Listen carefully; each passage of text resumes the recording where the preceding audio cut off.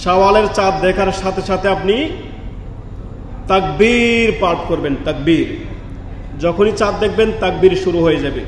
যেমনটি আল্লাহ সুবহানাহু ওয়া তাআলা বলেছেন, ওয়ালিতুকাব্বিরুল্লাহ আলা মা হাদাকুম, যে তোমরা আল্লাহর বরত্ব তাকবীর ঘোষণা করো। আপনি চাঁদ দেখার পর থেকে নিয়ে কন্টিনিউ তাকবীর পাঠ করেন, থেমে থেমে তাকবীর পাঠ করেন। তারপর পরেই আপনি ঈদগাহে যেতে যেতে তাকবীর পাঠ করেন।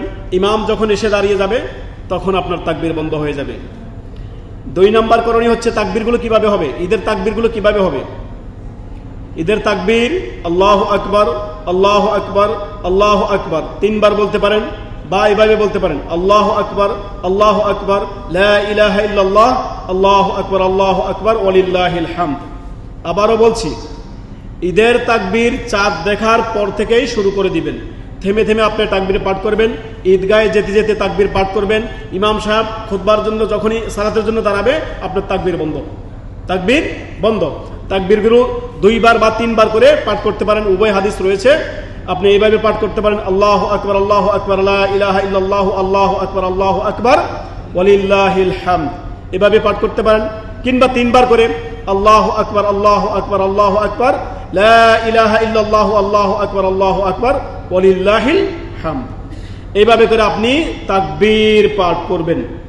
ঈদের দিন বেশি বেশি করে আল্লাহর শুকরিয়া আদায় করবেন, তওবা ইস্তেগফার, আল্লাহর শুকরিয়া, সকল অবৈধ হারাম নাজায়েজ সম্পর্ককে আপনার ছিন্ন করা, আল্লাহর সাথে সম্পর্ক গড়া।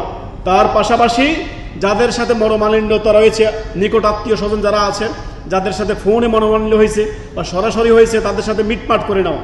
আপোষে কি করা, ইন্নামাল মুমিনুনা ইখওয়া, মুমিনরা পরস্পর ভাই। আপোষে কোনো তানাজা সৃষ্টি করবেন না, আপোষে মনোমালিন্য রাখবেন না। নিজের অন্তর থেকে হিংসা, বিদ্বেষ, রাগ, ক্ষোভকে ঝেড়ে ফেলে দিন, একবার ঝেড়ে ফেলে দিন। রাগ হিংসা যখন নিজের ভিতরে দমন করে রাখবেন, রাগ হিংসা যখন আপনি ভিতরে জমিয়ে রাখবেন, এটা দিন দিন ফুলবে। একটা সময় গিয়ে এটা আপনার বড় আকারে ধারণ করবে, যেটা আপনারও ক্ষতি করবে, আপনার জীবন, আপনার অনেক বিপদ ডেকে নিয়ে আসবে। অর্থাৎ রাগ কখনোই মানুষের কল্যাণ বয়ে আনে না। রাগ হচ্ছে আগুনের মতো, যখন ওঠে ছাই করে দিয়ে যায়, ছাই করার পরে বোঝা যায় হায় কি করলাম, আল্লাহু আকবার, কি থেকে কি করে ফেলেছি রাগের মাথায়। অতএব রাগকে সংবরণ করতে শিখুন। 2 নম্বর করণীয় হচ্ছে ঈদের সালাতে যাওয়ার